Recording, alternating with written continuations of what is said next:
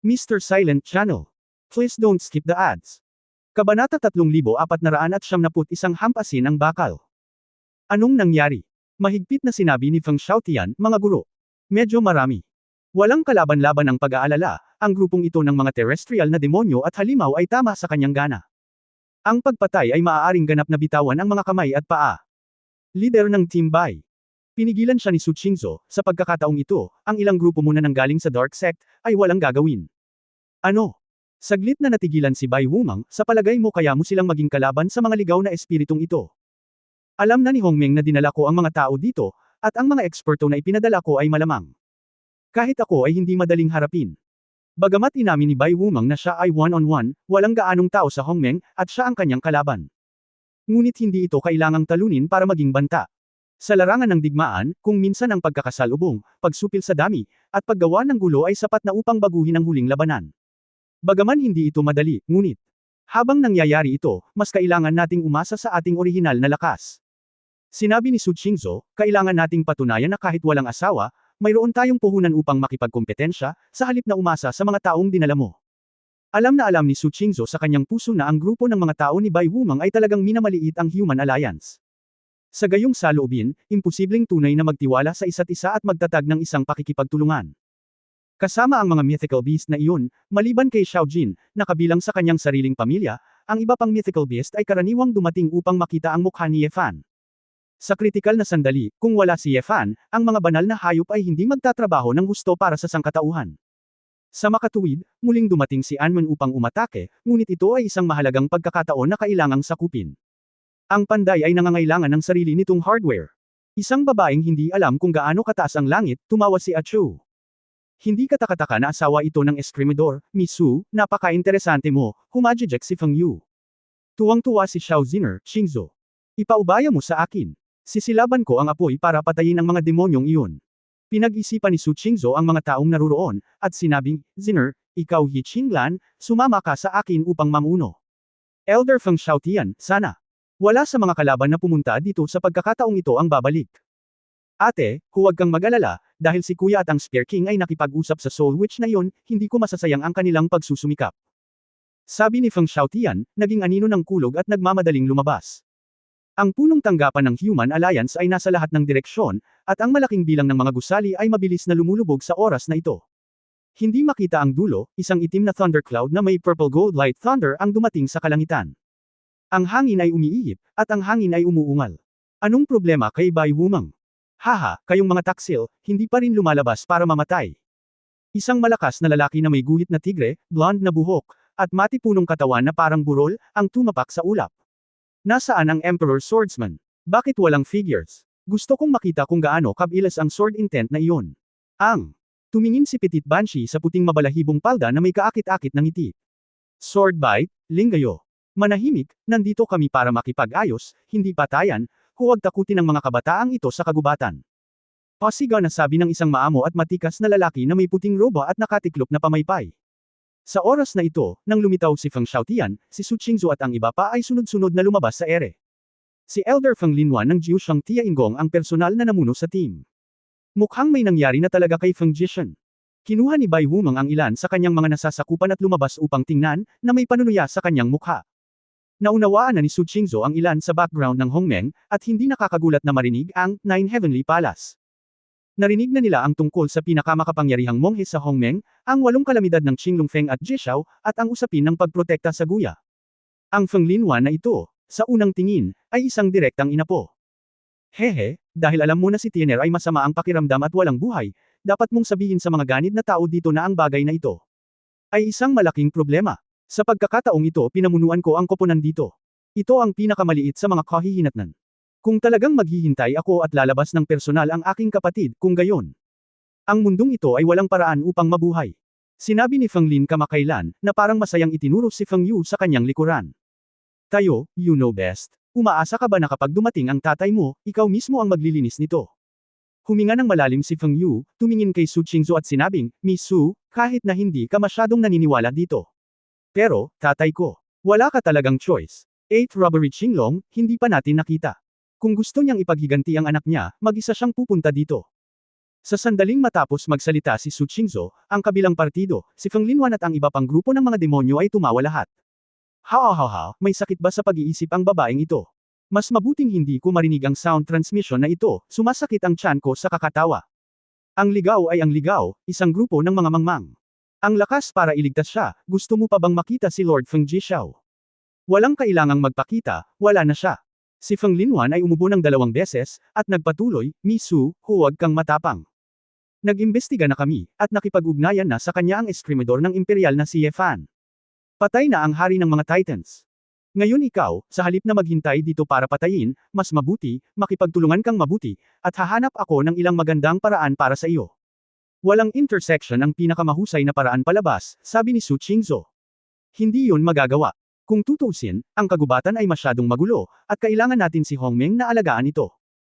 Ngumiti si Feng Lin kani-kanina lamang, ikaw naman, bagamat kapamilya ka ng mga makasalanan, lahat kayo ay namumukod tangi, pumunta ka lang sa Jiushang Tiainggong kasama namin, magpakabuti. Magkamali ka. Ako dapat ang aking Panginoon sa palasyo, na magiging extrajudicial. Oh, siya nga pala, gusto ng pamilya ko na si Tiener ang mga magagandang babae, ang isang tulad ni Miss Su. Ay tiyak na makikitungo sa kanila. Hindi na nakinig si Xiao Ziner, at galit na sinabi, mabaho walang hiya. Freak, sunugin mo ang mabaho mong bibig. Ang Black Gold Red Lotus na si Sui Huangyan ay agad na nagwala sa kalangitan sa Zhongzhou. Hindi lamang iyon, ang pamimilit ni Xiao Ziner ay hindi hamina kahit kaunti, at ang walang katapusang batas ay nagpapahintulot sa kanya na hindi kailanman mapagod. Feng Yan sa antas ng emperador. Medyo nagulat si Feng Linwan, ngunit hindi masyadong natakot. Oh, bagamat ito ang unang beses na nakita-kita, dapat ay ito na ang huling pagkakataon. Ngumisi si Jian, ipinakita ang matatalas ng ngipin ng tigre, hindi pa lumalaki ang maliit na fenyaw, kaya hindi ito maganda. Para maging mayabang, hindi sapat ang paglilinang. Si Achou, na nakatayo sa tabi ni Bai Wumang, ay umiling at sinabing, ang babaeng phoenix na ito ay masyadong mayabang. Bata pa. Sa katunayan, ang mga masters na naruroon ay karaniwang nararamdaman ito. Kahit na ang Phoenix Flame ni Xiao Ziner ay maaaring magmukhang mabangis, ang kanyang cultivation base ay hindi maihahambing sa isang hari ng demonyo. Hoy! Bakit laging walang pinag-aralan ng mga tao sa ligaw? Kailangan mong tiisin ang hirap para maging masunurin. Tinupi ni Feng Lin ang kanyang pamaypay at sinabing, kung ganoon, Jianbite, Linggayo, samahan mo ang mga babaeng ito. Simply playing. Kabanata 3472 naglalaro ng apoy. Iyon ang ibig kong sabihin. Ang espada ay kumagat pasulong at nagsabi, Linggayo, kung bumaril si Bai Wumang, babantayan mo ako. Huwag kang mag-alala, pinakagusto kong makipaglaro kay Wumang brother, Linggayo Xiao Xiao. Nakaramdam ng hinamak si Xiao Ziner, hindi niya maiwasang mapangiti, dapat magsaya kayo, dahil walang pagkakataon. Malakas na sigaw ni Feng Ming. Ang apoy ng phoenix sa katawan ni Xiao Ziner ay nagpasiklab ng dampi ng dugo. Hindi maaalis na Red Lotus Flame Phoenix Golden Body. Ang pulang lotus ay nasusunog ng dugo. Kung ito ay isang vermilion na ibon sa apoy, mataas pa rin ang tingin ko sa iyo. Si Jianbite ay mukhang nandidiri. Kamangmangan. Mayabang na sabi ni Xiao Ziner. Sa sandaling bumagsak ang boses, naramdaman ng lahat ng naruroon na may mali. Ang presyon ng apoy ng phoenix ni Xiao Ziner ay hindi huminto sa pagtaas pagkatapos masunog ang dugo ng pulang lotus. Pagandahin. Pagandahin mo ulit. Nagninangas. Mas mainit. Ang mataas na temperatura ng itim na gintong apoy ng phoenix ay nasira ang paligid. Parang may pamaypay ng saging, patuloy na pinapaypayan ng apoy sa kalan para uminit. Paano ito? Ang pagtaas ng pagsunog ng dugo ng pulang lotus ay hindi dapat ganoon kalaki. Nagsimulang magmukhang hindi kapanipaniwala si Feng Linwan at ang isang grupo ng mga tao mula sa Hongmeng. Ngayon lang, naramdaman kong isa lang itong ordinaryong espiritual na estado, na may mga apoy ng phoenix na antas ng emperador. Ngunit hindi nagtagal, ang cultivation base ni Xiao Ziner ay umakyat sa isang antas na malapit sa pinakamataas na psychic. Kung magpapatuloy ng ganito, aabutan ng mahihina ang Demon King. Yuner, paano naging malakas ang kapatid mo? Napakaganda ba ng epekto ng pagkain ng Wujidan? Nagulat si Nayan Rujiao. Ito ang infinite amplification ng aking kapatid na babae. Ang pagsasama-sama ng nasusunog na dugo ng pulang lotus sa walang katapusan na batas, ang nakakapagpalakas na epekto ng pagsunog ng dugo ay maaaring isuperimpose ng walang katapusan. Ikinuyong ni Du Yuner ang kanyang mga kamay dahil sa kaba. Kahit na si Xiao Ziner ay gumagawa ng malaking pag-unlad ngayon, ang teorya ng walang katapusang batas ay makapangyarihan, at ang praktikal na aplikasyon nito ay hindi pareho. Ang infinite law ay maaaring ang payagan si Xiao Ziner na mabilis na mapabuti ang kanyang cultivation, ngunit kailangan niya itong magamit. Parang may hawak na walang kapantay na sandata, ang sandata ay maaaring patuloy na mapabuti ang kalidad, ngunit kung ang braso ay hindi makasuporta, ito ay walang kabuluhan. Ang susi, mabangis na labanan, ay hindi katulad ng simpleng pagpapakawala ng enerhiya. Kung ito ay tulad ng dati, bilang isang deterrent, upang balutin ang mga mundo ng God Rays na may apoy ng Phoenix, magiging madali ito, hanggat may sapat na oras. Ngunit sa maikling kamay, mataas na dalas na mga labanan, inilabas lamang ni Xiao Ziner ang kanyang enerhiya, na haantong lamang sa mahinang kontrol. Sa oras na iyon, ang kaaway ay hindi pumatay, ngunit pumatay ng hindi mabilang na mga tao.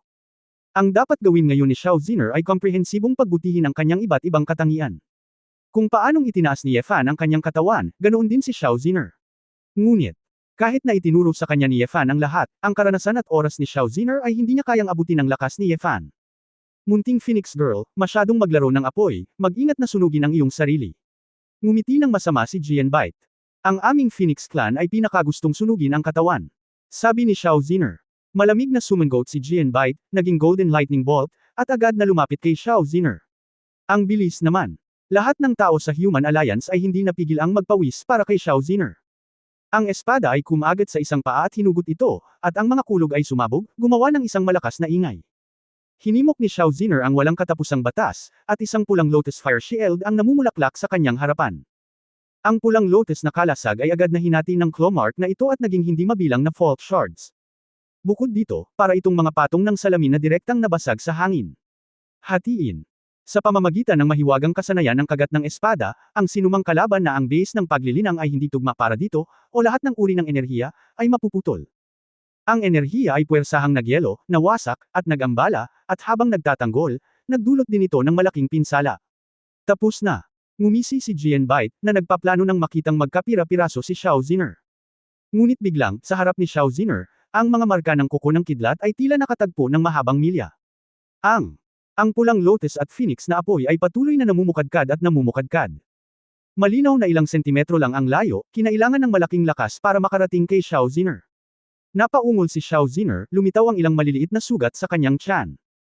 Ang kanyang pulang Lotus na kalasag sa apoy ay tila tinadtad, ngunit sa katunayan, ito ay pinalakas ng walang katapusang batas, at ang epekto ng pagtatanggol ay nakapatong.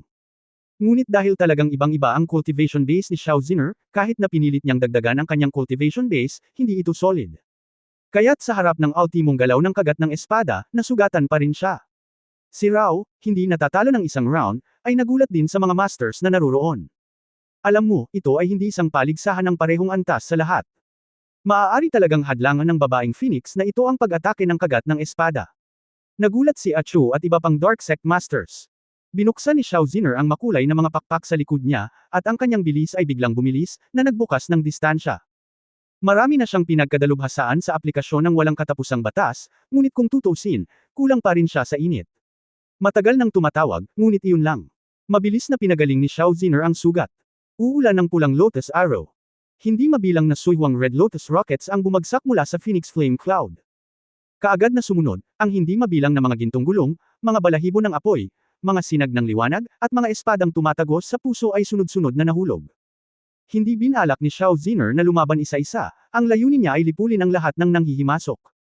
Kung ibababa lang ang Feng Yan, wala lang, ngunit bahagyang nagulat si Feng Linwan at ang iba sa napakahusay na pagbuo ng mga kasanayan sa Feng Yan na tumakip sa kalangitan at araw.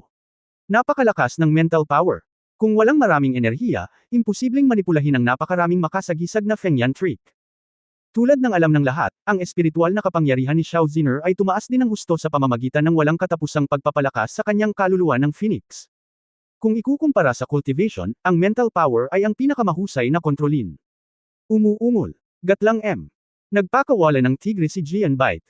Ang gininto ang liwanag sa mga mata ay nagliliyab, at ang mar-angle na mga kuko ay kumukuha ng hindi mabilang na mga kulog at kidlat na drills laban sa kalangitan. Ang simple at bastos na pag-atake ay naging sanhi ng hindi mabilang na apoy ng Phoenix sa kalangitan na bumagsak tulad ng mga piraso ng tofu na tinadtad. Ang tila engrandi at mapangwasak na huling hakbang ay hindi nagdulot ng malaking banta sa isang grupo ng mga tao sa Hongmeng. Tumigil ka na sa pag-arte ng ganyan. Nakita ni Jian Bite na hindi solid ang cultivation ni Xiao Ziner, kaya hinabol niya ito at naglunsad ng galit na pag-atake. Nang makita ang hindi mabilang na matutulis na mga kuko ng kulog, lalamunan na nila si Xiao Ziner. Isang madilim na itim na marilag na palasyo ang biglang bumangon mula sa dagat ng apoy ng Phoenix. Ang Emperor Sui Temple, Feng Yan Purgatory. Isinakripisyo ni Xiao Ziner ang sagradong relic, at patuloy na lumawak ang templo sa ilalim ng pagpapala ng walang katapusang batas. Ang pag-atake ng kagat ng espada ay tumama sa templo, ngunit sa pilitang hinarang. Ang templo ay likas na hindi nasisira, at sa pagpapalakas ng Fengyan, ito ay naging isang artifact na may parehong opensa at depensa. Sa oras na ito, halos nakikita ng buong Zhongzhou ang templo ng itim na apoy, na lumilitaw sa mga ulap. Hoy, pinipigilan mo ba ako? Si Jian Bait ay hindi natakot, at direktang pumasok sa loob ng templo. Ang figurang nababalot ng kulog at kidlat ay mabilis na natagpuan ang posisyon ni Xiao Ziner sa templo.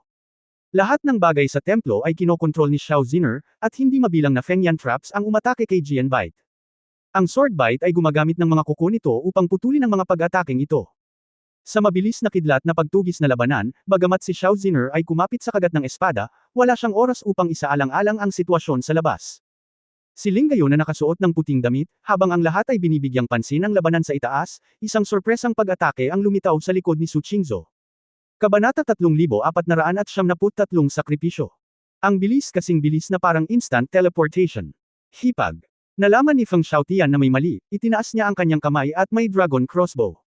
Ngunit gaano man kabilas ang dragon crossbow, huli na ang kalahating hakbang. Ang tila cute na mukha at pulang mata ni Ling Gayo ay sobrang lamig. Pinasadahan niya ang kanyang mga daliri sa leeg ni Su Qingzhou upang alisin ang kanyang ulo. Qingzhou, gatlang M.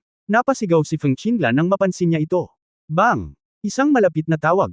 Ang black and white celestial book shield ay yumanig sa buong katawan ni Ling Gayo. Paano ito posible? Puno ng hindi makapaniwala ang mukha ni Ling Gayo. Ang kanyang paglilinang ay higit na nakahihigit kaysa kay Su Qingzhou. Laking gulat din ni Feng Linwan, Su.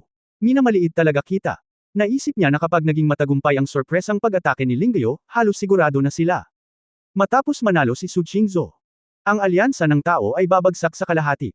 Ang kahalagahan ng mag-asawang sword god sa sangkatauhan ay matagal nang naimbestigahan. Si Hongmeng ay walang iba kundi pareho. Ang gabi na. Agad na nag-transform si Su Qingzhou sa anyo ng Diyos ng Taglamig, na napapalibutan ng mga celestial na libro, at pagkatapos na maitago ang cultivation base, ito ay mukhang hindi maarak. Si Ling Gayo ay hindi makagawa ng isang suntok, at muling inilunsad kay Su Qingzhou. Ito ay isang malakas na pag-atake. Ang kanyang maliit na katawan ay may nakakatakot na explosive power, na may 4 na pilak na bakal na karayom sa kanyang mga paa, baliw na tumutusok patungo sa heavenly book shield ni Su Qingzhou. Hindi lamang iyon, ang kanyang katawan ay nagbabago ng posisyon sa isang misteryosong bilis sa hangin. Mga roller curtain. Inilabas ni Su Qingzhou ang isang pader ng misteryosong yelo, na pinagsama sa aklat ng langit, at ang yelong pader ng malamig na hangin ay patuloy na lumalaban sa mga pag-ataking ito.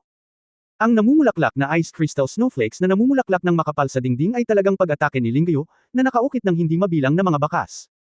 Giggle. Hindi kaya ang iyong Xuanming clan lang ang marunong magdepensa?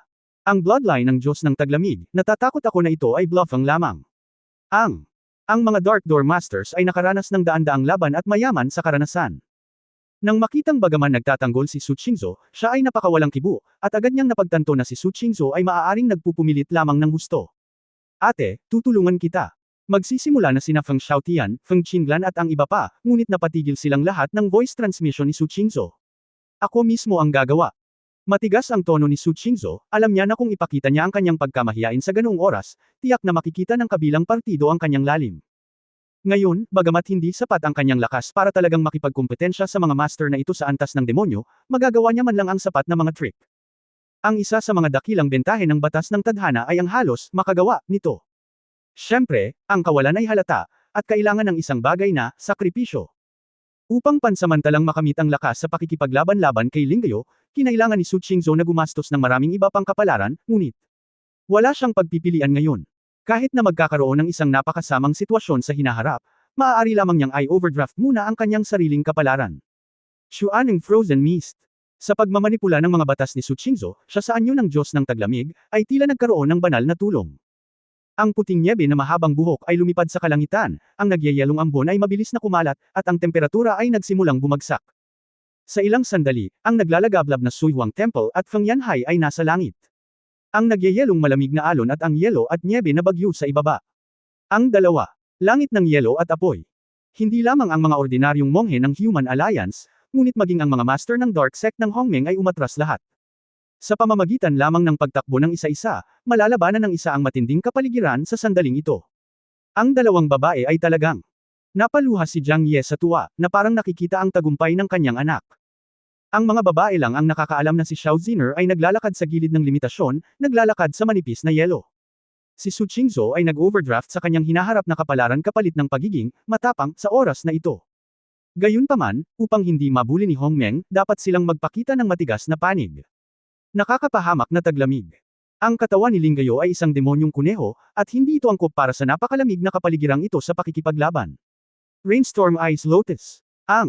Dumaan ang bagyo ng yelo, at hindi mabilang na ice lotuses ang bumangon at namumulaklak. Biglang nabawasan ang activity space ni Linggayo. Ngunit ang bilis ng paggalaw ng Linggayo ay napakabilis pa rin, at ang mga puting thread ng enerhiya ay biglang lumitaw mula sa manipis na hangin.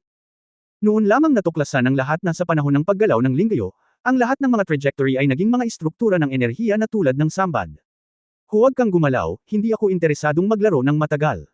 Pulang-pula ang mga mata ni Linggayo, at ang mga hibla ng puting sutla ay naging isang uri ng sobrang malagkit. Matapos mahawakan ng kapangyarihan ni Xuanming ang sinulid, nagsimula itong sumipsip, lumambot, at mabigat. Ang lokasyon ni Su Qingzhou ay naging pinakamahirap na hit na lugar. Ang lahat ng enerhiya ay mabilis na hinigop ng tagiliran ni Su Qingzhou, na bumabalot sa kanya na parang silkworm cocoon.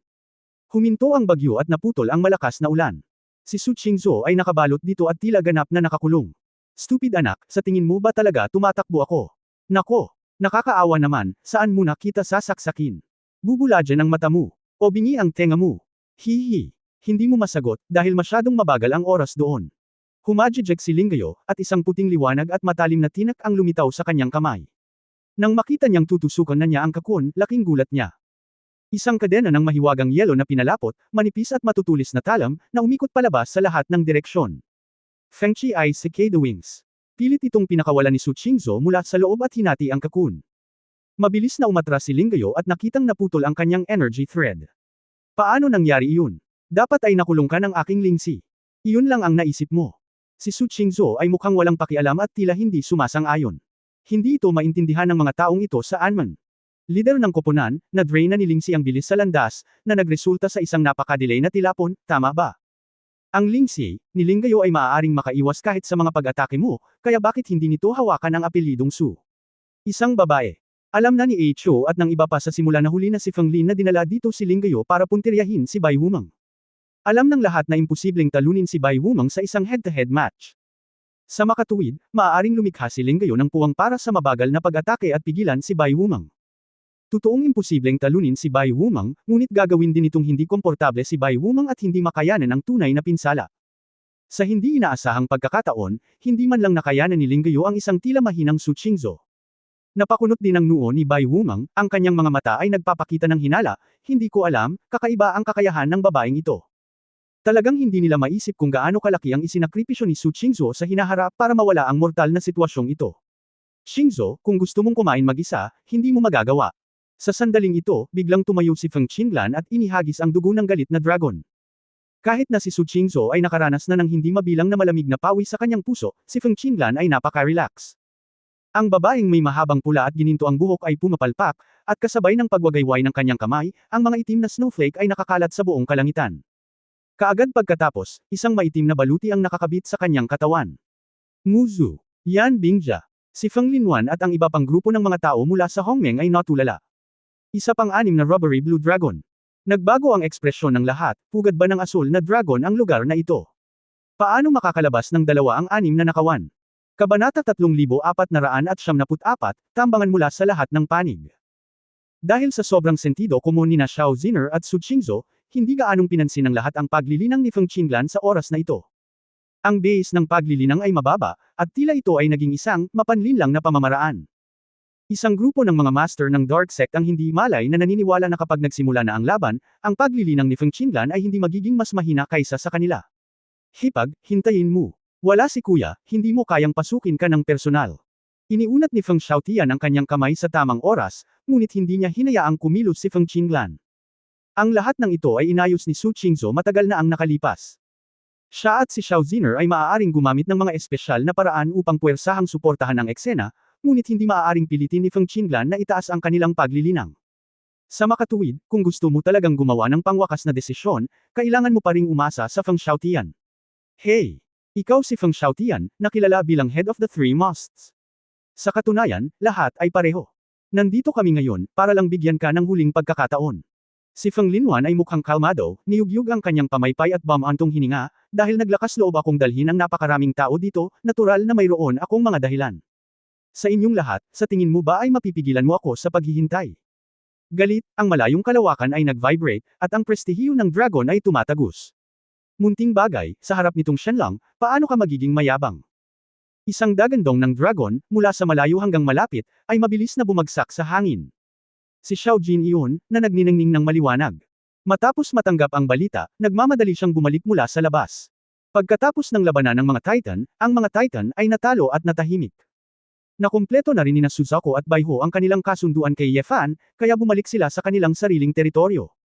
Handa pa rin si Zuan Ming na makipagtulungan sa sangkatauhan, ngunit dahil sa abala sa paggalaw at maliit na populasyon, responsable lamang siya sa pagbabantay sa ilang mahahalagang lugar.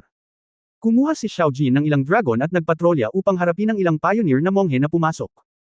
Inaasahan nilang lahat ang pagbabalik ni Ye Fan sa lalong madaling panahon, pagkatapos ng lahat, ang prinsipyo ng Longqi ay may malaking kahalagahan sa kanila. 5-clawed Golden Dragon. Nagulat pa ako, bakit hindi ko nakita? Matapos itong mapansin ni Feng Linwan, hindi siya nataranta, ngunit nanood ng may interes. Umuungol. Walang pakialam si Xiao Jin, nang makitang ang taong ito ay hindi natatakot sa kanyang sarili, ibinuko lang niya ang kanyang bibig at sumisigaw na parang dragon. Ang pinakasimple at bastos, ngunit ang pinakamalakas na pag-atake, ang makulay na Dragon Flame Beam, umaalulong sa kalangitan. Ngunit sa sandaling ito, nagulat ang lahat nang makitang biglang nagbago ng direksyon si Long Xiaojiu siya nang makapasok siya sa lugar na 10-10 kilometro malapit sa Feng Linwan. Una, nahati ito sa 2 hibla, pagkatapos ay 4 na hibla, 8 hibla. Pagkatapos ng isang split, nag-shoot sila sa lahat ng direksyon mula sa iba't ibang anggulo. Parang may mga patong ng pader at tubo na direktang humahadlang at umaagos sa mga pag-atake ni Xiao Jin. Hindi sinaktan si Feng Linwan, sa kabaligtaran, ito ay ang lupain ng Zhongzhou, at maraming lugar ang direktang tinamaan ng malalalim na hukay. Paano naging ganito? Medyo natigilan si Xiao Jin, ngunit para mailigtas ang mukha, sumugod siya. Boom! Lumapit ang Little King Kong, na parang nakatapak sa isang kulog, isang compressed high-energy explosion ang sumabog, at ang kanyang katawan ay hinaypa ng marahas.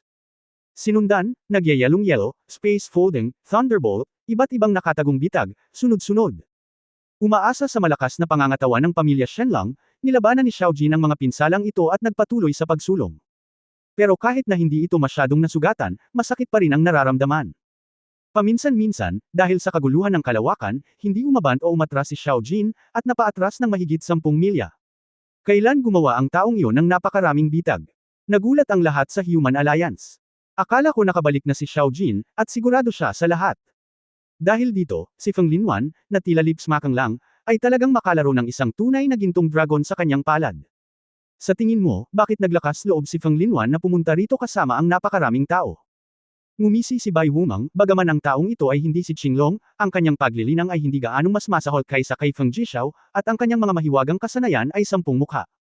Ang pagtambangan ay napakahirap. Sa oras na ito, nataman na ni Xiao Jin ang kanyang ulo, at nalagutan ng hininga hanggang sa mamatay. Patuloy nitong iniluwa ang dagandong ng dragon sa loob ng 9 na araw sa labas, ang kapangyarihan ng pagsira sa langit at pagsira sa lupa, ngunit ito ay patuloy na iniiwasan at nagambala. Pagkatapos ng tuluyang paglapit kay Feng Linwan, nalaman kong isa pala itong multo, mailap, hindi mahuli ang tunay na katawan. Talagang hindi nakayanin ni Feng Linwan ang pag-atake ni Xiao Jin, ngunit ginamit nito ang panghihina, pag-iwas, panghihimasok, at iba't ibang mga bitag upang si Xiao Jin ay walang mapupuntahan. Kung hindi dahil sa magaspang na balat at makapal na laman ni Xiao Jin, nabomba na sana siya hanggang sa pinaghihinalaan niya si Long Sheng. Ang House of Flying Dagger, ni Feng Linwan, kahit na may parehong antas ng paglilinang, ay maaaring hindi matalo sa isang kaaway at 10.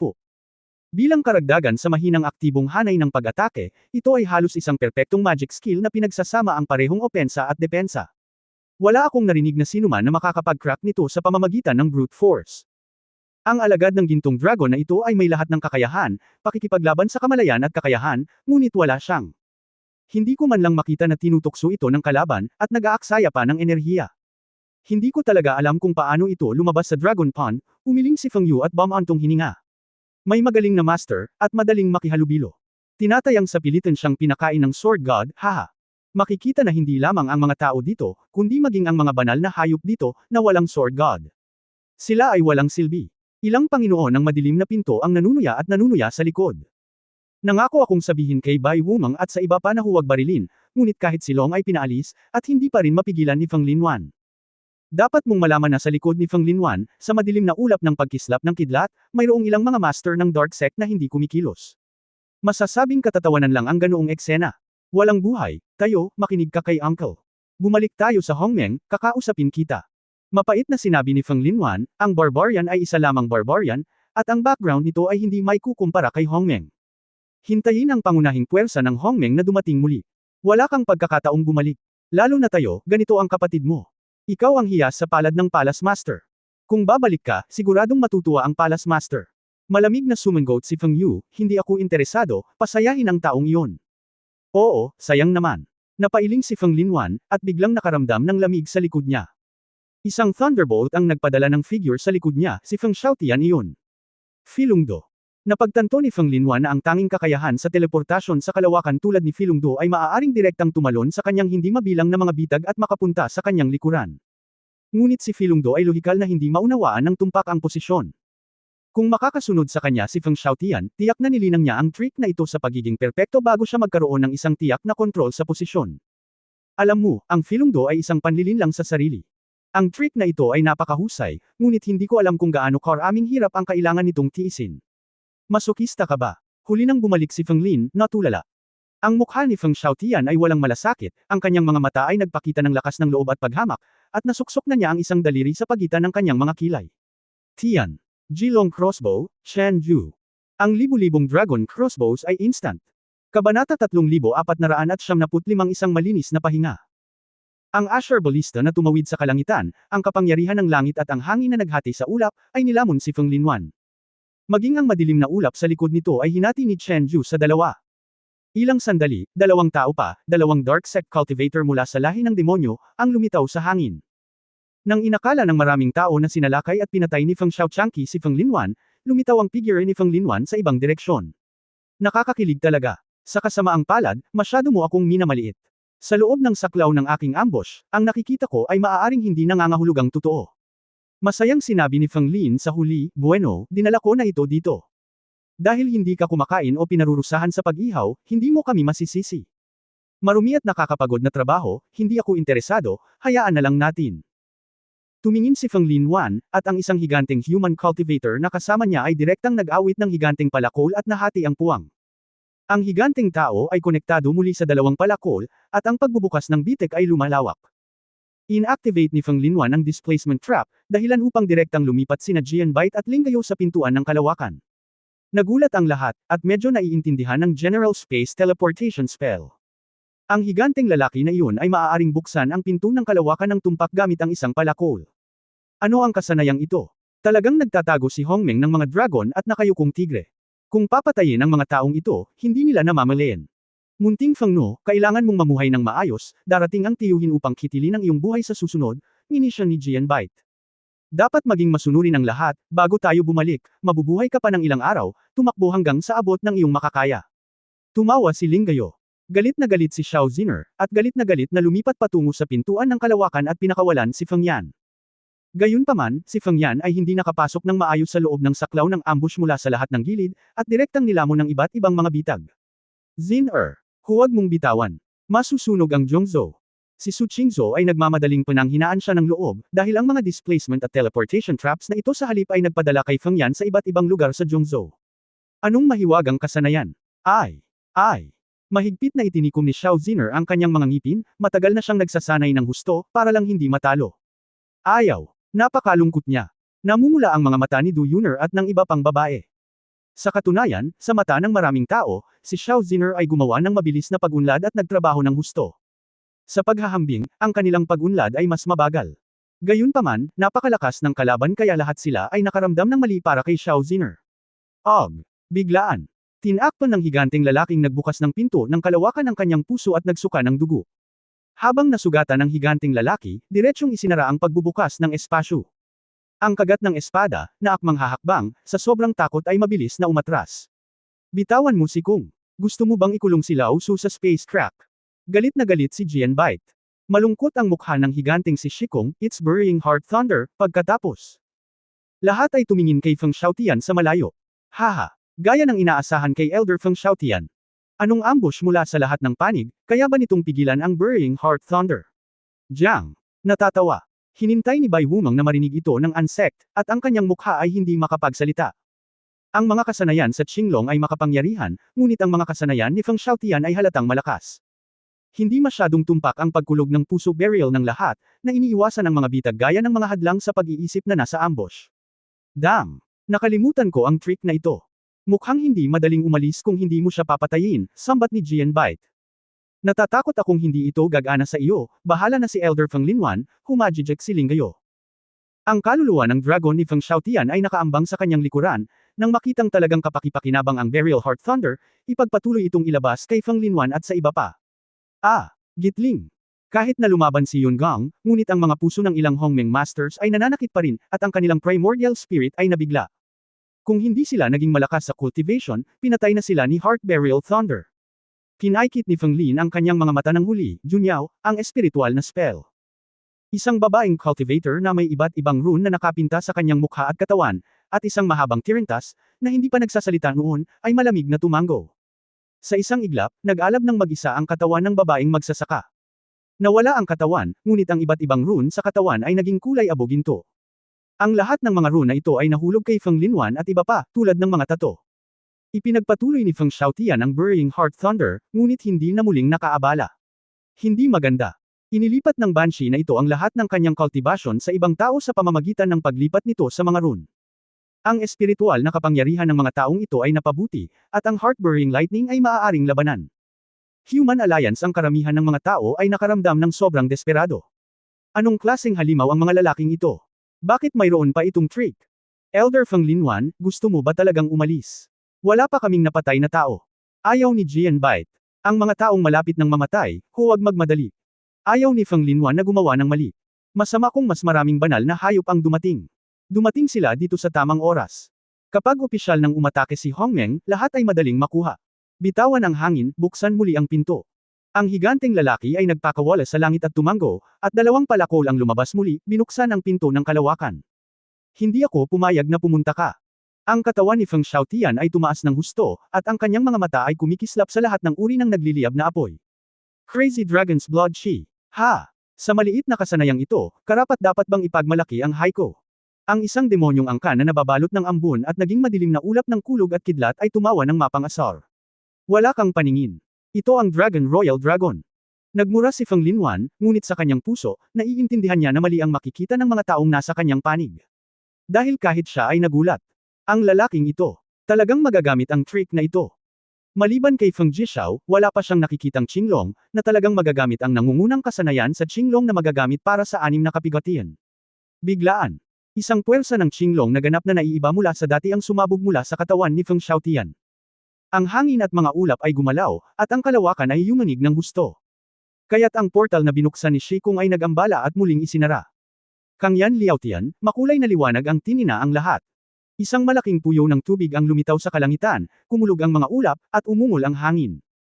Sa Vortex Cloud Layer, isang nakasisilaw na anino ng dragon na hindi nakikita ng mata ay naging isang sinag ng liwanag at iniksyon sa katawan ni Feng Xiaotian. Ang katawan ni Feng Xiaotian ay halatang hindi nagbago, ngunit tila siya ay naging isang higanteng Diyos. Maaliwalas na simoy ng hangin. Ang kapangyarihan ni Aoki ay tumawid sa kalangitan, at ang hindi mabilang na berdeng silk ribbons ay tulad ng panahon kung kailan lumilipad ang mga katkan. Agad na ginawang favorable ni Feng Xiaotian ang kanyang battle environment. Lumilipad na Dragon Fairy. Muli, hinampos ni Feng Xiaotian ang kanyang sarili ng banal na kulog at nag-teleport sa isang nakatarget na paraan sa loob ng saklaw ng ambush. Matapos mag-flash ng 3 sunod-sunod na beses, sa wakas ay nagpakita siya sa harap ni Feng Linwan at ng iba pa. Ang hangin ay bumalik sa nyebe. Sumayaw si Zuanbing sa ihip ng hangin, lumipad ang mga itim na snowflake, at bumagsak ang temperatura, na humahadlang sa paggalaw ni Feng Linwan at ng iba pa. Sa ganoong kalapit na distansya, kahit na ito ay kasing bilis ng isang jade, walang paraan upang maiwasan ito. Ikanaway ni Feng Xiaotian ang kanyang mahabang braso, at isang talim ng kulog na pumutol sa pulang alikabok ay ipinakita sa isang iglap. Isang kidlat na kutsilyo na tumusok sa skyline ay pinutol si Feng Linwan at ang iba pa sa gitna, na hiniwa sila sa kalahati. Kabanata 3496 na Diyosa. Tapos na. Dahil sa Instant Green Dragon skill ni Yutian Shenlang, nasasabik ang lahat sa Human Alliance.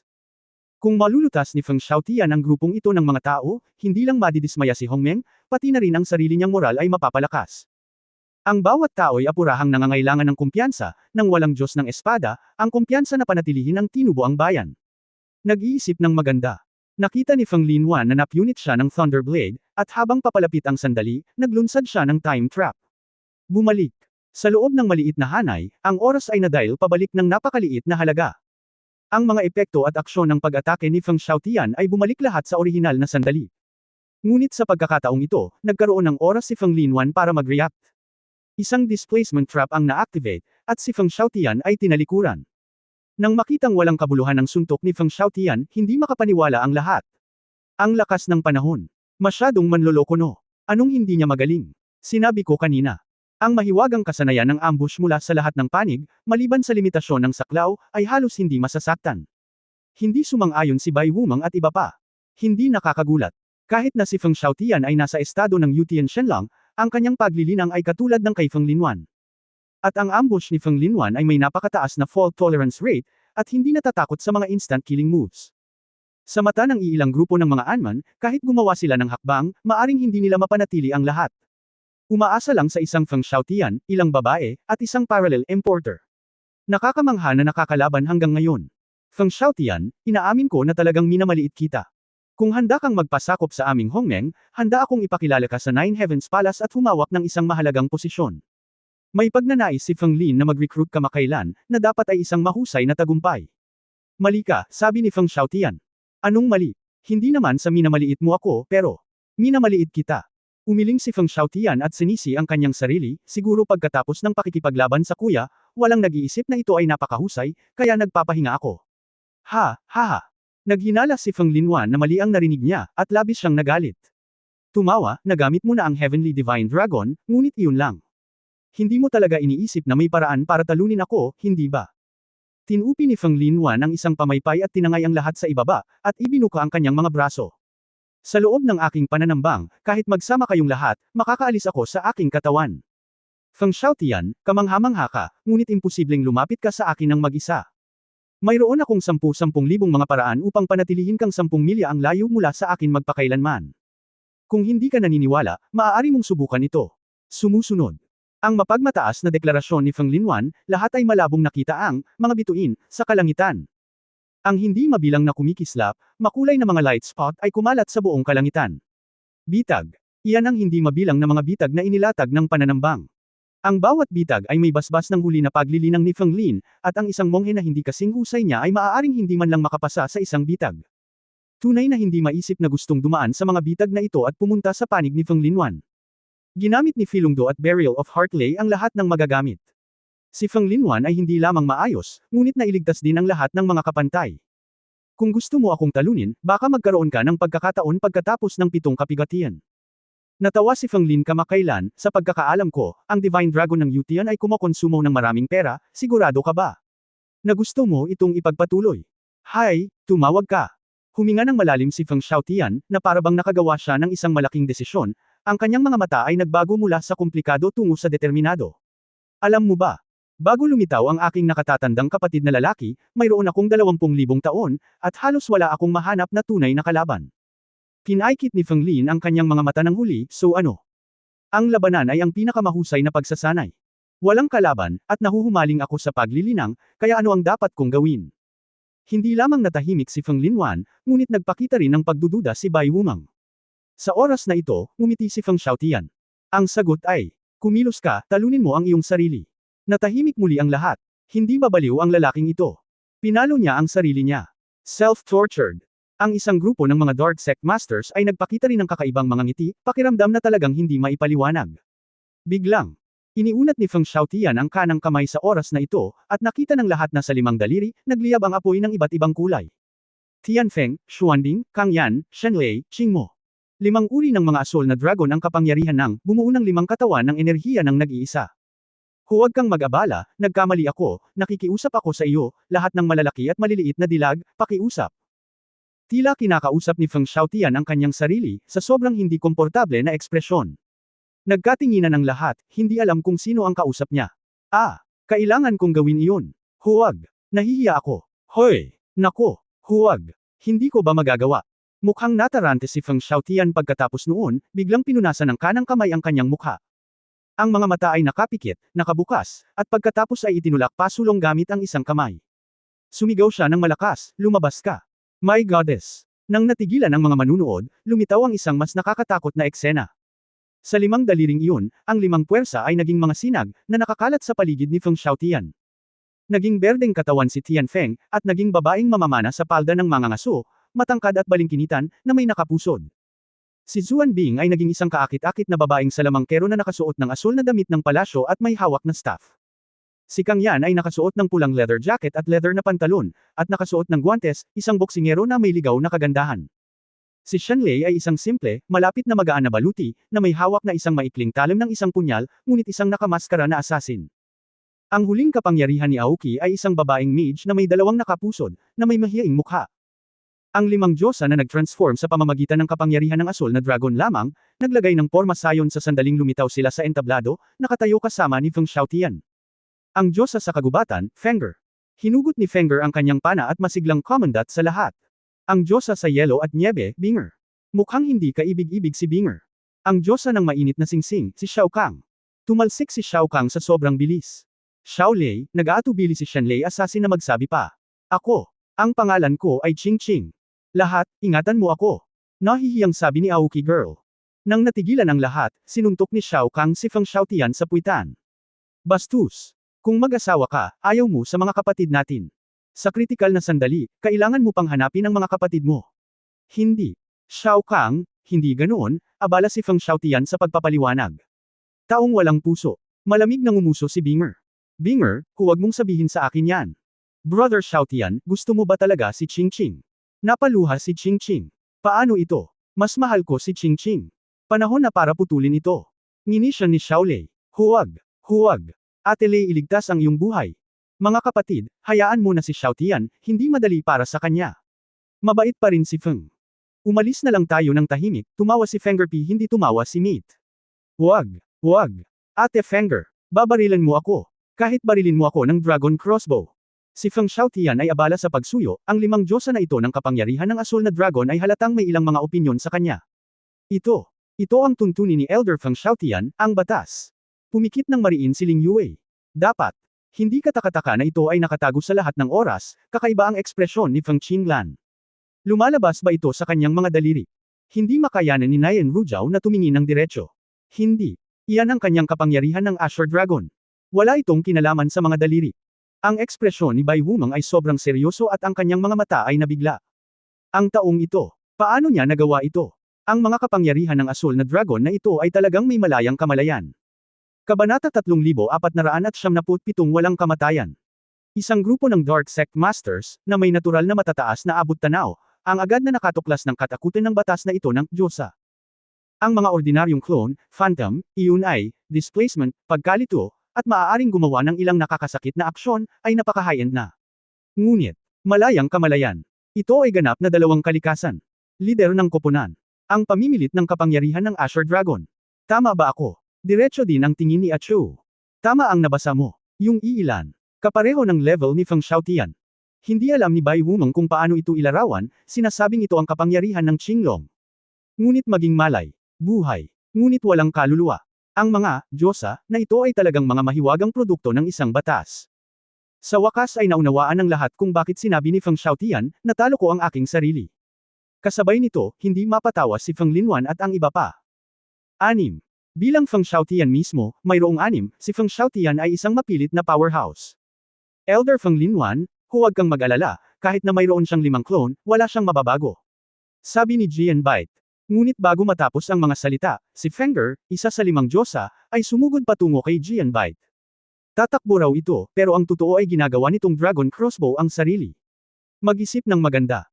Nag-set up si Feng Linwan ng daan-daang mga bitag sa daan, na naglalayong tulungan si Jian Bite na pigilan si Fenger. Lahat ng uri ng yelo, apoy, hangin at kulog ay tumama kay Fenger. Gayunpaman, walang epekto si Fenger, bahagyang hamina ito sa daan, at agad itong nakabawi.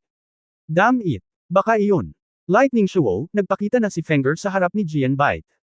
Sa isang nguso, pinunan ni Lingkong ang Cyan Longbow at bumaril ng mga arrow. Libu-libong dragon crossbow arrow ang lumitaw sa mga kamay ni Fenger. Shenju. Sa parehong antas ng pamimilit gaya ni Feng Xiaotian, tinakto ni Shenju ang kagat ng espada ng malapitan. Pag-alis. Gitling! Sigaw ni Jianbai, at kasabay nito, sinubukan niyang hayaang kunin ito ni Feng Linwan habang nakakalaban niya. Ngunit nalaman ni Feng Linwan na sumugod si Xiaolei sa likuran niya.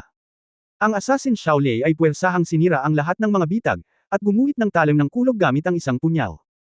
Mabilis na tumakbo si Feng Linwan, ngunit hindi pinansin ang kagat ng espada. Sa isang kisap mata, ang kagat ng espada ay nabasag sa 1,000 piraso. Nawasak. Nagtulungan sina Fenger at Xiaolei, at sila ang unang nakapatay ng isa. Talagang tama. Hinintay ni Feng Linwan na manhid ang kanyang anit. Ang mga Diyosa na nagbago sa ilang mga katawan ng enerhiya ng Qinglong ay mga immortal na katawan. Hanggat nabubuhay pa si Feng Xiaotian, ang mga Diyosang ito na nagmula sa kanyang katawan ay palaging iiral. Dahil walang primordial spirit o pisikal na katawan, ito ay ang dalisay na kapangyarihan ng Azure Dragon, kaya wala silang pakialam kung gaano karaming mga bitag ang kanilang inaatake. Anumang elementong pinsala sa pag-iisip, ay maaari lamang magpahina sa kanila, ngunit hindi mapapawi ang mga ito. Ang Diyosa ay hindi makakaramdam ng sakit, hindi matatakot, at hindi mamamatay ng mag-isa. Bukod dito, nasisiyahan sila sa pinakamataas na antas ng paglilinang ni Feng Xiaotian. Kung tutuusin, ang kakayahan na karaniwang ginagamit ni Feng Xiaotian ay talagang kakayahan ng mga Diyosa na ito. Sila naman ang pinagmumulan ng lakas ni Feng Xiaotian. Nang si Fan ay lumaban kay Feng Xiaotian sa simula, pagkatapos matuklasan ang problemang ito, hindi na niya maipagpatuloy ang pakikipaglaban.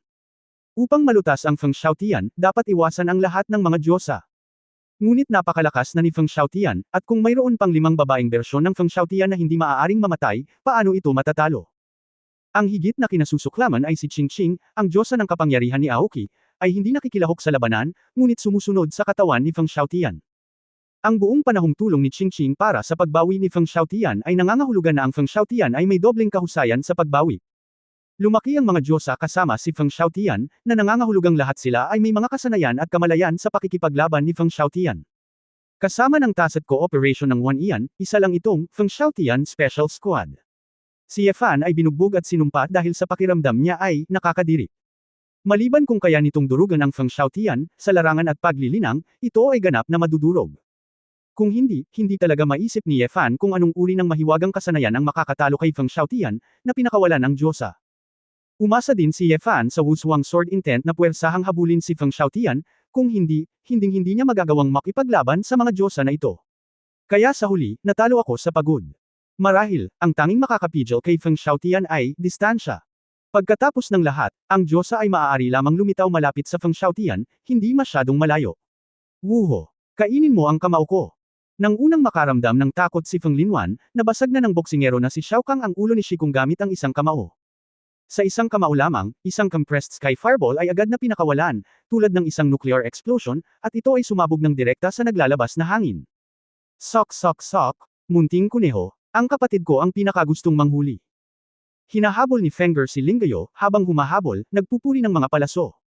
Si Lingayo ay talagang parang kuneho na tumatakbo para sa kanyang buhay, ang kanyang mukha ay naging berde sa takot. Ang Diyosa, na hindi natatakot sa kamatayan at sakit, ay ganap na walang mga hadlang sa pananambang. Hindi man lang kumibo si Feng Xiaotian, nakatayo lang, pinasaya ang Diyosa. Sa orihinal, sa estado ng Yutian Shenlong, ang pangharap na pag-atake ni Feng Xiaotian ay hindi mapigilan ng grupong ito ng mga demonyo. Kaya lang, may mga ambush from all sides, kaya hindi maayos ang pag-atake niya sa mga ito. Iba ang Diyosa. Nalampasan na niya ang lahat ng mga bitag, nakatagpo ng mga bitag sa oras at espasyo, at malaking bagay na mag-follow up sa isa pa. Hinabol sila nina Xiaolei, Fenger at Xiao Kang sa malapitang labanan, at ginamit ni Binger ang kapangyarihan ni Xuanbing upang iwaksi ang mga bitag mula sa malayo. Gaano man kalakas si Feng Linwan, hindi niya mapigilan ang napakaraming Feng Xiaotian na hindi natatakot sa kamatayan at patuloy na nag-aalis ng mga bitag. Pagod si Feng Lin sa party, ngunit hindi si Feng Xiaotian at ang mga Diyosa. Bastard! Anong klaseng magic trick ito? Galit na galit si Feng Lin na pagod kaya tumakbo siya para sa kanyang buhay, at nawalan pa ng fan. Halimaw! Bulong ni Bai Wumang, mukhang tanga din. Sister Qingzhou, alam namin na napakalakas ni Elder Feng Xiaotian, hindi namin kailangang makipagsapalaran. Sabi ni Shilanyo sa pamamagitan ng voice transmission. Ito ay hindi pareho, ginawa namin ito para kay Bai Wumang at sa iba pa, hindi banggitin. Talagang hindi ko inaasahan na ang kanyang mahiwagang kasanayan ay magiging ganoon. Naunawaan ni Su Qingzhou kung bakit si Fan ay palaging iginagalang ng Feng Xiao God. Filungdo. Ginamit ni Xiaolei ang Filungdo ng walang katapusan, tumatakbo ng walang hanggan sa pagtambang. Dahil siya ay isang Diyos ng kulog, at hindi siya natatakot na tamaan ng kulog, ginamit ni Xiaolei ang Filungdo bilang isang super high-speed teleportation. Sa isang kisap mata, pinunasan ni Xiaolei ang tumatakas na linggayo gamit ang isang punyal. Nililipad ng hangin ang mga ulap. Sa pagtutulungan ng ilang mga Diyosa, si Feng Linwan na lang ang natitira upang suportahan ang kanyang sarili. Nang Suanghua, natagpuan ni Binger ang tamang sandali, at sa sandaling kinubkob si Feng Linwan, lumitaw ang isang nagyayelong siwang. Soul Lock ang dragon. Si Feng Lin ay naantala ng ilang sandali, at ang bitag ay hindi na i-set up sa oras, kaya siya ay direktang nakalock sa primordial spirit. Longshao Jiushen. Matagal nang hinihintay ni Feng Xiaotian ang sandaling ito, at pinananatili ito ni Yu Tianxianlang, para lamang magpadala ng napakagandang sinag ng liwanag sa isang iglap. Nilamon ng makulay na energy light waves si Feng Linwan. Huli na umungal si Feng Lin, at sa Nine Heavens of Dragon Roar, parehong nawasak ang katawan at espiritu. Kabanata 3478 Naiintindihan ako ni Kuya. Nawala ang usok ng beacon. Ang mga tao ng Human Alliance ay hindi nakakalma ng mahabang panahon. Kahit na magkapareho ang antas ng paglilinang, ang Qinglong ay isang Qinglong, at ang kalidad nito ay hindi maihahambing sa isang 5 kuko na gintong dragon. Bam-antong hininga si Feng Yu. Sa katunayan, si Feng Lin ay huli na sa Hongmeng, at siya ay itinuturing na isang matagal nang naitatag na veterano. Kung hindi dahil sa malabastos na kasanayan sa magic ni Feng Xiaotian, at si Qinglong na may napakataas na antas ng enerhiya, dapat walang pressure na protektahan ang kanyang sarili. Ngunit, ganap na nalampasan ng Diyosa ni Feng Xiaotian ang pananambang. Kung walang proteksyon ng mahusay na pagbuo ng bitag, natural na hindi kalaban si Feng Linwan. Tahimik na tumingin si Feng Qinglan sa kanyang mga kamay, na may malalim na iniisip sa kanyang mga mata. Isa rin itong Qinglong, at maaari ding gamitin ang karamihan sa mga kasanayan sa Qinglong. Talagang malayo pa ang aking lalakbayin para maabot ang antas ng Feng Xiaotian. Marahil, sa halip na magsanay laban kay Xiao Ziner, dapat siyang humingi ng payo kay Feng Xiaotian. Napakahirap bang lumaban? Wala nang natira. Nakapout si Xiao Kang, na may 2 bola ng apoy sa kanyang mga kamay, nakatingin sa kaliwat kanan, na parang umaasang may aakyat at may kaunting galaw dito. Matagal na akong hindi lumalabas, at bumagal ang pag-archery ko. Hindi ito maganda, ako ay isang babae na parang hangin. Lumipad si Fenger patungo sa langit habang walang pinipiling pagbaril ng mga dragon crossbow. Ito ay isang grupo ng mga rabble, walang kooperasyon. Puno ng panghahamak ang mukha ni Binger. Hindi niya alam kung kailan niya ginamit si Xuanbing para magsuklay, pumikit, at tahimik na sinukli ang mahabang buhok. Kuya Xiaotian, mag-ingat ka sa iyong puwet. Bago matapos magsalita si Qingqing, nakatago na si Xiaoli sa likod ni Feng Xiaotian. Shenlei Dagger, nasa likod mismo ng puwitan ni Feng Xiaotian. Ay! Gitling! Sumigaw si Feng Xiaotian na parang may almoranas. Tita Xiaolei, tapos na ang laban. Natanggap mo na ang mahiwagang kapangyarihan. May panunuya sa mga mata ni Xiaolei, at nanahimik siya. Ang mga ekspresyon ng lahat na nakalubog pa rin sa malakas na lakas ni Feng Xiaotian ay medyo hindi mapigilan. Feng Xiaotian, itigil ang kalokohan. Tapos na. Kara-rating lang ni Emperor Ziggy sa oras na ito, at nang makita niya ang eksenang ito, agad siyang samaway. Ngayong wala na ang God, si Feng Xiaotian ay tungkol sa mukha ng sangkatauhan, kaya dapat isaalang-alang ang ilang mga isyu sa mukha. President Emperor. Kung gayon ang mga kagandahang ito ay dapat na handang bumalik. Nako, itong bastard rule. Mukhang walang magawa si Emperor Ziggy. Lingid sa kaalaman ng mga tagalabas, ang batas ng Diyosa ay may nakakahiyang problema. Ang mga Diyosa na ito ay ipinanganak mula sa kapangyarihan ng Qinglong ni Feng Xiaotian, na nagbabahagi ng pinakamataas na lakas ni Feng Xiaotian. Gayunpaman, tiyak dahil lahat sila ay nasa parehong antas ng Feng Xiaotian, kung gusto nilang pilitin silang bumalik, dapat nilang ubusin ang kanilang lakas. Ang punto ay kung sa pilitin mong tatanggapin, masasaktan mo rin ang mga Diyosang ito, tulad ng pag-aaway mo sa iyong kasintahan. Isa rin ito sa mga dahilan kung bakit hindi naglakas loob si Feng Xiaotian na gumamit ng Diyosa nang walang habas matapos patayin. Inilabas, ngunit ito ay depende sa mood ng mga Diyosa na ito. Maliban kung patay na si Feng Xiaotian, kung hindi, hanggat umiiral ang kapangyarihan ng Qinglong ni Feng Xiaotian, ang Diyosa ay palaging iiral. Hindi ba ang mga ito ang iyong mga patakaran? Hindi mo ba makontrol ang mga ito? Tanong ni Xiao Ziner. Hehe. Napangiti si Feng Xiaotian, ate, lahat ng mga Diyosa ko ay may kanya-kanyang iniisip. Paano ito posible? Hindi ikaw ang lumikha, at wala silang kaluluwa, paano? Bago pa matapos magsalita si Xiao Ziner, natambo siya ng bigla ang kamao. Yoyo. Ang maliit na phoenix na babae ni Emperor Fengyan. Ano ang pakiramdam ng Dragon Fist ni Sister Xiao Kang? Si Xiao Kang ay nagpamukha kay Xiao Ziner. Ikaw, Feng Xiaotian, bakit mo ako hinahampas? Si Xiao Ziner ay hindi natatakot sa apoy, ngunit hindi siya nasaktan, napakasakit lamang. You're wrong, it's not me. Xiao Kang, that's my sister-in-law, you can't fight. Ang iyong hipag, ano ang aming negosyo? Inilibot ni Binger ang kanyang mga mata. Biglang may naisip si Su Qingzhou, at nagsabi, si Moxon, ang mechanic god ng nakaraan, bilang isang inorganic substance, ay mayroon ding sariling kamalayan. Makikita na ang kaluluwa ay hindi kailangan, marahil ang mga kagandahang ito ay lampas sa ating normal na pangunawa. Makapangyarihang presensya. Ubu. Gitling. Isang manipis na dragon crossbow arrow ang dumausdat sa mukha ni Su Qingzhou nang may katumpakan. Kumurap si Fenger kay Su Qingzhou, magaling magsalita ang kagandahang ito. Ilang dilag, malapit na, bakit hindi ka bumalik? Magalang na sabi ni Feng Xiaotian. Kuya Xiaotian, gusto ko yan. Napakurap si Qingqing at nahihiyang sinabi. Oo, hindi sincere ang ugali, bakit tayo babalik? Humajijek si Xiao Kang.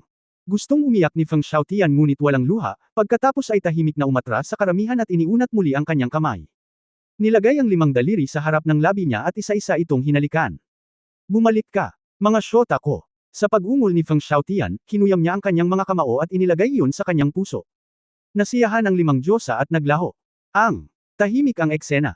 Makalipas ang mahabang panahon, lumakas ang simoy ng hangin at tumawag. Elder Feng Xiaotian, sa tingin ko. Ate, tumigil ka sa pagsasalita. Naiintindihan ko. Iniunat ni Feng Xiaotian ang kanyang kamay at diretsyong pinigilan siya. Naiintindihan mo. Hindi napigilan ni Feng Qinglan na humanga sa kanya, wala siyang sinabi, alam ni Feng Xiaotian na magtatanong siya ng mga kasanayan sa Qinglong. Napakataas ng comprehension. His-in-law, alam kong nahihiya ako, pero wala akong magagawa. Umiling si Feng Xiaotian at bumantong hininga. Iya. Ngumiti si Feng Qinglan, ayos lang, sa palagay ko ay hindi ito ayos. Paano nakakahiyang aminin ang kanyang kahinaan, at pagkatapos ay humihingi ng payo ng mapagkumbaba. Kahit sa strategic level, may 3, 6, 9, at iba pa. Aminin ni Ye Fan na napakalakas mo, at mas dapat kitang makilala, sabi ni Feng Qinglan. Napaiyak si Feng Xiaotian, kaya nabanggit na ito ni Ye Fan sa kanyang pamilya. Siguradong si Ye Fan ang nagsabi sa kanila na huwag silang pagtawanan, kaya't sila ay, nag-aproba, ng husto. Naiintindihan pa rin ako ni Kuya. Hindi ko akalain na ganoon kaganya akong iniisip, isinasaalang-alang ang aking nararamdaman. Mas maraming nakinig si Feng Qinglan, mas naging kakaiba ito, bakit siya iniisip niya? Napabuntong hininga si Feng Xiaotian sa sarili. Iyon. Right, ang daming alam ng kuya ko, anong klaseng bagay ang hindi pa niya nakikita noon? Sa pagkakataong ito ay talagang impyerno na. Napabuntong hininga si Ye Fan. Sa malamig na hininga, hinaplos niya ang kanyang noo, pakiramdam niya ay sumasakit ang kanyang ulo. Sabi ng patay na nakasuot ng itim na armor, matagal nang may buhay na tao. Inilipat mo lang ito gamit ang isang mahiwagang kasanayan. Ang swerte mo, makikita mo ito dito. Matagal na. Na-refresh si Ye Fan, nandito ka ba, may iba pang buhay na tao. Palaging may ilang mga lalaki na pagod na mabuhay sa mundo at pumupunta sa underworld para mamasyal, ngunit napakakaunting mga tao ang talagang makakaligtas. Kumaway ang patay sa mga bata sa paligid niya. Mga bata, ito ang tinatawag ng paaralan ng mga taong nabubuhay, maaari kayong pumunta at tingnan. Sa ilang sandali, isang grupo ng mga bata na matagal ng mausisa, at maging ang maraming matanda at kabataang lalaki, ay nagtipon-tipon. Ang mukha ni Ye Fan ay hindi nakaimik, ang taong ito ay talagang nagsabing, naglalakad. Ang wikang ito ay talagang walang pinagkaiba sa Hongmeng. Gayun din, kung ito ang underworld, ang sibilisasyon ay karaniwan sa underworld. Anuman ang grupo ng mga bata na humihila sa kanya, ginamit ni Ye Fan ang kanyang divine sense para hanapin ang sitwasyon sa kanyang paligid. Nang matabyunan ng kamalayan ng isang parisukat, ang isa sa mga eskultura ay agad na nakakuha ng atensyon ni Ye Fan. Ito ay Banata 3499 na alam mo na naman. Ang ilan sa mga eskultura na naruroon ay mga banal na hayop, mga espiritong hayop, at ang ilan ay mga humanoids. Sa pangkalahatan, hindi magkakilala si Ye Fan, maliban sa lalaking ito na may mahabang buhok na may espada, parang pamilyar si Ye Fan sa unang tingin. Tumalon si Ye Fan, tumalon sa karamihan, at pumunta sa plaza. Napakalakas din ng physical fitness ng mga patay na ito, at lahat sila ay mabilis na sumunod. Anong ginagawa mo? Tanong ng patay na nakasuot ng itim na baluti. Itinuro ni Ye Fan ang mahabang buhok na Escrimador, sino ito? Bakit, kilala mo ba siya? Si Ji Xuanyuan ba? Nagmamadaling tanong ni Ye Fan. Natigilan sandali ang lalaki, at tuwang-tuwang sinabi, kilala mo ba talaga si Emperor Xuanyuan? Talagang tama. Si Ye Fan ay nabigla, at mabilis na nagtanong, nasa Jiequan din siya. Siya ba ay buhay o patay na? Ito, kami. Hindi ko alam. Kumunot ang noo ng lalaki at sinabing, sino ka? Ano ang relasyon mo kay Emperor Xuanyuan? Pabago-bago ang enerhiya. Sa malalim at nagyayelong mga burol, tila may napakalaking bagay na papalapit. Gatlang M. Isang malambing na busina ang tumunog. Mga sentinels sa lugar ng pagtitipon, nagpatunog ng alarma. Hindi. Beast Tide. Bakit may Beast Tide sa oras na ito? It's been 10 of thousands of years since I moved here, and I haven't encountered a Beast Tide. Ito ay isang buhay na tao. Ang hininga ng isang buhay na tao ay umaakit ng mga multo at hayop. Nandito na tayo. Lumabas ang ilang matatanda sa clan at sumigaw ng malakas. Umalis ka sa buhay. Umalis ka sa aming tribu. Sumimangot si Ye Fan, sa wakas ay natagpuan ang bakas ni Ji Xuanyuan, paano siya makakatakas? Ang mga multo at hayop na sinasabi mo ay ang mga halimaw sa mundong ito. Wala akong oras para magpaliwanag sa iyo. Ang itim na nakabaluti na mandirigma ay binigyan ng masamang tingin si Ye Fan, at agad na kinuha ang iba pang mga itim na nakabaluti na mandirigma at nagmamadaling lumabas ng tribo. Nalaman ni Ye Fan na kahit na ang mga patay na taong ito ay gumamit ng enerhiya ng mundong ito, ang kanilang mga pamamaraan sa paglilinang ay tila katulad ng sa mundo. Ang lakas ng mga patay na ito ay hindi mahina, karamihan sa kanila ay nasa antas ng kaitian at chaos, at ang iba ay may sword intent, at iba pa. Tinatayang mayroon ding magic skills. Isa pa, kung wala kang anumang kakayahan sa pagtatanggol sa sarili, malamang na hindi ka makakaligtas sa mundong ito. Nawala ang kamalayan ni Ye Fan at nalaman na ang Beast Tide ay daan-daang dark matter monsters. Medyo nasusuka na siya sa pagpatay, kaya nagpalabas na lang siya ng higit sa 100 demonyo sa Dragon Pool. Shi Wenxia, Wu Jiao. Kayo, pumunta at tulungan silang malutas ito. Saan ang lugar na ito? Ilang demonyo ang nataranta. Lumabas tayo. Bumalik ka at magpaliwanag sa iyo. Ikan-away ni Ye Fan ang kanyang kamay. Damn! Out of the dark door, may tinatawag pa rin. Si Shi Wenxia ay naging mga kaliskis ng itim na dragon sa buong katawan niya, at isang itim na kidlat ang direktang sumugod sa malayong mga bundok. Inilabas ni Wu Jiao ang sarili niyang bone knife na gawa sa mga buto ng demonyong dragon, at sumunod.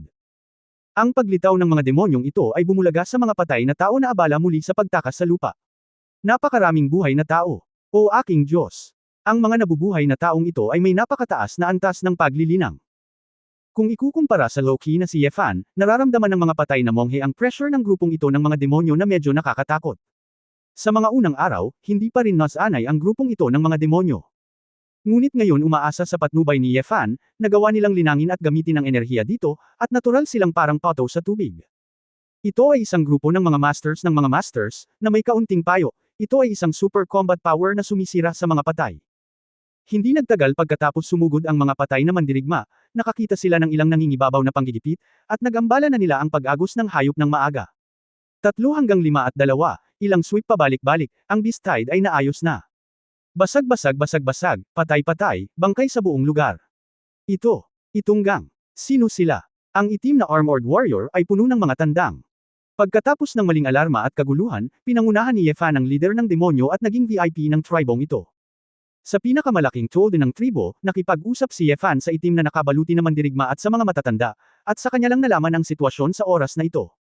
Una sa lahat, ito ay talagang Juyuan dito, ngunit hindi ito ang pinakamalalim, kundi ang malamig na mundo ng tagsibol sa gitna. Sa Juyuan, tinawag ito ng lahat na underworld. Dahil kadalasan mga lonely ghost lang ang mahuhulog dito. Kung ang isang buhay na tao, isang buhay na nilalang, ay gustong pumunta dito, kailangan itong dumaan sa isang espesyal na pasukan. Malinaw, may isa si Hongmeng. Gayunpaman, walang makapagsasabi kung saan ito pupunta pagkatapos makapasok sa pasukan. Sa madaling salita, kayo ang mga buhay na tao na nagmula sa nakaraan, ang mga supling ng pagpaparami. Eksakto. Tumanggo ang itim na armored warrior na si Shi Li. Si Shi Li ang kapitan ng bantay nitong tribong Hansang. Sa Hanquan, mayroong hindi mabilang na mga tribo ng mga patay na tao. Ngunit dahil talagang napakalaki ng malamig na bukal, halos imposibleng magkita kami. Sinabi ni Ye Fan na wala siyang nakitang patay na tao pagkatapos lumipad ng higit sa 10 araw, na normal lang. Bukod dito, upang maiwasan ang mga multo at hayop dito, pipiliin ng mga patay na magkampo at magtipon sa mga tagong lugar. Kung ganoon, dapat ay buhay ka, bakit mo sinabing patay ka na? Tanong ni Tai Nio. Hindi. Iba talaga ang structure ng katawan nila sa atin. Kinaikit ni Wu Jiao ang kanyang mga mata at sinabing, hindi mo ba nalaman, ang mga tao dito? Walang tibok ng puso. Nagulat si Ye Fan, ngunit hindi niya napansin na kakaiba talaga ang istruktura ng katawan ng grupong ito ng mga patay na tao. Walang pintig ng puso, walang daloy ng dugo, pabayaan mula sa loob hanggang sa labas, lahat ito ay may halong dark matter. Bagaman ang ating mga ninuno ay mga buhay na tao, ang mga batang ipinanganak sa underworld ay iba sa mga buhay na tao upang umangkop sa kapaligiran dito. Ayon sa iyong kahulugan ng buhay at kamatayan sa mundo, tayong mga tao ay talagang patay na. Sinabi ng isang elder na hindi inisip ng lahat ang titulong ito. Kung gayon si Emperor Xuanyuan, sino ka? Bakit may estatwa niya? Isa itong bayani. Lahat ng estatwa sa plaza ay malalakas na lalaki na tumulong sa ating tribong Hansang. Gayunpaman, si Emperor Xuanyuan ay matagal nang naririto. Isang bayani mula pa noong unang panahon, hindi natin alam kung saan siya nagpunta ngayon. Ngunit kung ito ay totoo, siya ay dapat na mas malalim sa Juyuan. Hinawakan ni Ye Fan ang kanyang baba at bamulong sa kanyang puso, maaaring si Ji Xuanyuan ay nasa Taishin of Fame, dahil ba siya ay pumunta sa Juyuan? Bakit ba ang dami mong tanong? Gusto ko lang malaman kung paano makalabas.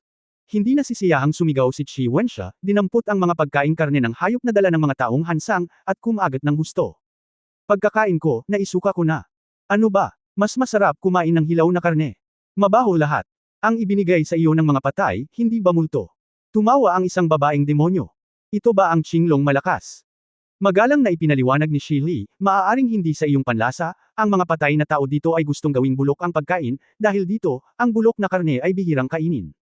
Ang mga demonyo ay nanlalamig saglit, at ang lasa ay masyadong mabigat. Paano ako makakalabas sa lugar na ito ng mga multo? Umiling si Shi Li, hindi ako makalabas, Juyuan, may mga tao sa loob at labas, kahit papaano. Wala pa kaming narinig na may lumalabas. Imposible. Dapat may paraan. Bilasan mo. Masyadong emosyonal si Tai Niu kaya hinawakan niya ang leeg ni Shi Li. Ginawa ni Shi Li ang lahat ng kanyang lakas, ngunit hindi siya makawala, ang kanyang ekspresyon ay baluktot, at ang kanyang leeg ay malapit ng mabali. Ang isang grupo ng mga patay na Hansang ay lubhang kinakabahan at hindi nang ahas na kumilos. Iron Bull, hayaan mo na. Sigaw ni Ye Fan sa mahinang boses. Nagulat si Tai Niu at kinailangan niyang bumitaw. Sa totoo lang, dapat mas alam mo kaysa sa iba. Nasa Hongmeng ka, narinig mo ba kung sino ang lumabas mula sa Juyuan? Sinulyapan ni Ye Fan ang mga demonyo at sinabing, si Jian Zizai ay mas mahusay kaysa sa iyo, tama ba? Lumabas ito. Ano? Ang isang grupo ng mga demonyo ay naging malungkot, iniisip na hindi sila makakalabas, gaano man sila kalakas, sila ay magiging komplikado. The point is, hindi sila akusang pumapasok. Jane Zizai. Demon Emperor Jane Zizai. Nakakunot ang noo na tanong ni Shi Li na bumabagal. Hindi maiwasan ni Ye Fan na tingnan ito ng may pagtataka. Magkakilala na naman kayo. Kabanata 3500 Mingquan. Natural na kilalanin ito. Sinabi ni Shi Li, ang Juyuan ay nahahati sa siyam na bukal, Fengquan, Yaquan, Huangquan, Hanquan, Yinquan, Yuquan, Xiaoquan, Kuquan, at Mingquan. Ngayon ikaw ay nasa malamig na bukal sa ikaapat na palapag, at ang limang bukal sa ibaba ay mas mapanganib at masama. Kapag nagsimula ang Yinquan, wala ng enerhiyang yang. Ang tahimik na bukal ay magiging ganap na dilim, at wala ng liwanag mula sa langit. Ang mapait na spring ay mas masakit, lahat ng ito ay nasa loob nito, huwag mo akong bigyan ng kaunting paraan upang mabuhay. Lalong naging pangit ang mga mukha ng mga demonyo. Itong ghost place. May limang palapag.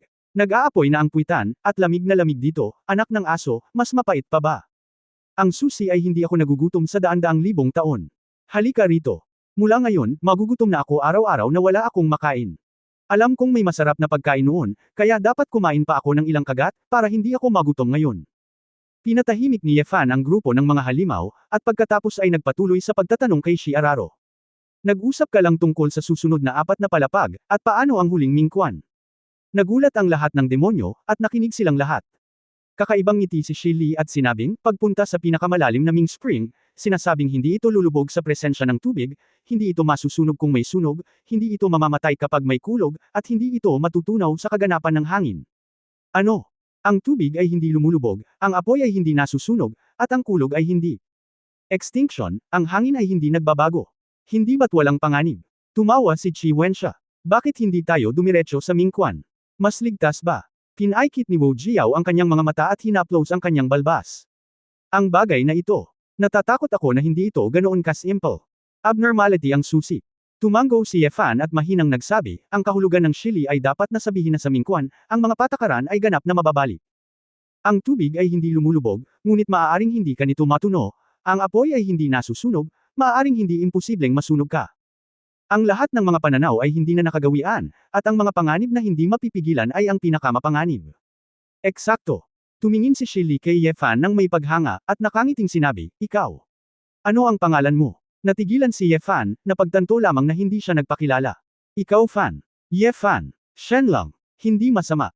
Mukhang kahit na ang iyong lakas ay hindi napakahusay, ngunit ang iyong pangunawa ay hindi masama, maaari mong isipin ito, sabi ni Shi Li. Napatulala ang lahat ng demonyo at nagkatinginan, na parabang hindi nila lubos na naintindihan kung paano napagpasyahan ni Shili na hindi masyadong maganda ang lakas ni Ye Fan. Hindi masyadong inisip ito ni Ye Fan, marahil sa mga mata ni Shili, sina Ji Xuanyuan at Jian Zizai ang mga master. Ang dahilan kung bakit si Mingquan ang pinakadelikado ay dahil, kapag nakarating na siya doon, ang sentido komon ay ganap na walang kahulugan. Ang isang bug zone ng hangin na iyong nararanasan ay maaaring masira ka sa libu-libong piraso, at kung makatagpo ka ng kaunting liwanag, ikaw ay lalamunan ng kadiliman. Ang Mingquan ang pinakamapanganib, ngunit ito ang pinakamahirap na bantayan. Anumang oras, kahit saan, anumang detalye ay maaaring hindi na maibabalik. Naiinip na sinabi ni Tai Nio, ang dami mong sinabi, nasaan ang Demon Emperor? Hindi mo ba naiintindihan? Big Man Nio. Ngumisi si Ye Duxing, dahil marami kang sinabi, nasaan ang Demon Emperor? Ang pinakamalalim na impormasyon ng Juyuan ay alam na rito, kaya natural na may bababa. Nasa Mingquan ang Demon Emperor. Nagbago ang ekspresyon ng lahat, ngunit pagkatapos na isipin ito, ang isang malakas na lalaki tulad ni Jian Zizai ay tiyak na hindi matatakot kay Mingquan. Sikat ang demonyong emperador na si Jian Zizai dahil nailigtas niya ang hindi mabilang na mga patay na tao sa underworld patungo sa Mingquan. Bukod dito, maraming makapangyarihang halimaw ang pinatawag nito at sabay na pumasok sa Mingquan, sabi ni Shili. No wonder. It turned out that they were calling for experts from the demon race to join. Bamulong si Ye Fan, ang mga layer sa itaas mo ay nagkakalat ng balita ng mga taong ito, at espesyal nilang binalaan sila. Bagamat kakaunti ang mga nabubuhay na tao sa Juyuan, ngunit malaki kung tutuusin. Libo-libo, 10,000 libo, daan-daang libong taon, palaging magkakaroon ng mga malalakas na manlalaro ng sunod-sunod. Hanggat parami ng parami ang nakarinig ng mga gawa ng mga sinaunang alamat na ito, natural nilang susundin si Xia Jiequan. Kung iisipin, malaya si Jane sa kanila at ikinakalat niya ang kanyang reputasyon sa mga itaas na palapag para lang mapuntahan sila ng mga latecomers. Eksakto, ngunit kung pupunta o hindi, natural na nakasalalay sa iyong sariling pagpipilian. Tahimik na sinabi ni Shili, kaming mga tagahansang, narito ang aming tahanan, bagaman hindi ito masyadong komportable, ngunit ito ay libre dito kung tutuusin. Narinig din natin ang maraming kultura sa mundo, hindi maiiwasan ang pananibik, ngunit maaaring hindi angkop para sa atin. Sinabi ng isang elder, maraming kabataan at malalakas na tao ang pumunta din sa mas malalim na Jiequan, na gustong makahanap ng ibang mundo, ngunit karamihan sa kanila ay nakaligtas. Bakit sila pumunta sa Mingquan? Sa pinakamalalim na bahagi, ano ang mayroon? Tanong ni Ye Fan. Alam mo ba kung saan nanggaling ang mga ghost beast na ito sa Juyuan? Tanong ni Shili. Baka si Mingquan. Oo, ngunit hindi tama, sabi ni Shili. Ang orihinal na Juyuan ay sinasabing umabot lamang sa Huangquan, na siyang antas ng lava purgatorio sa itaas. Mamaya, unti-unting natuklasan ng ilang malalakas na tao ang ating kasalukuyang malamig na bukal, patong-patong, paggalugad sa ibaba.